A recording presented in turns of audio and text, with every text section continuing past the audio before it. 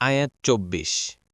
هل أتاك حديث ضيف إبراهيم المكرمين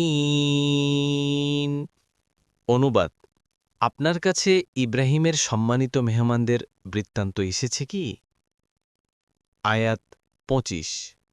إذ دخلوا عليه فقالوا سلاما قال سلام قوم منكرون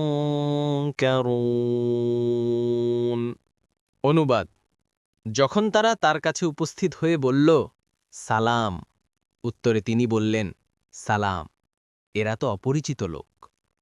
তাফসীর।